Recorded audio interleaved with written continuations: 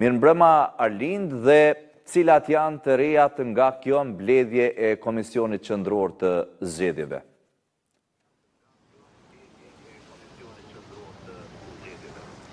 Përshëndetje Gëzim, ashtu si që e paralajmëruat, në fakt mbledhja e thirrur nga KQZ-ja e cila nisi në orën 18, u ndërprej vetëm disa minuta nga fillimi i saj. Kështu detyrua kryesuesi Radoniqi të kërkoj një pauzë prej gjysmë ore, pasi që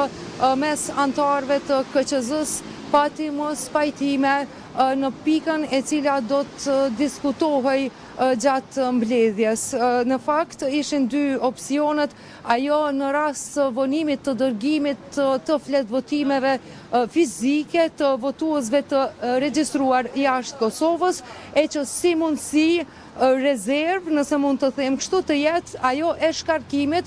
përmes platformës elektronike të KQZ-s. Në diskutime sipër në nisjen e kësaj mbledhje, antarët e KQZ-s nga ish partitë opozitare, nga PDK, LDK dhe AAK e kundërshtuan një gjë të tillë, qoftë për ta diskutuar se sipas tyre ishte deklarimi se është një paragjykim për vonesën e mundshme të dërgimit të fletvotimeve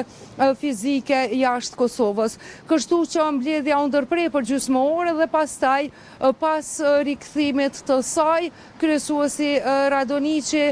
kërkoi që të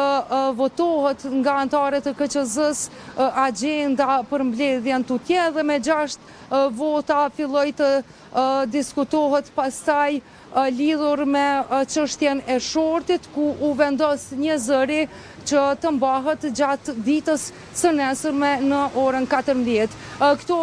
janë të gjitha zhvillimet nga mbledhja deri në këto minuta sa po raportojmë,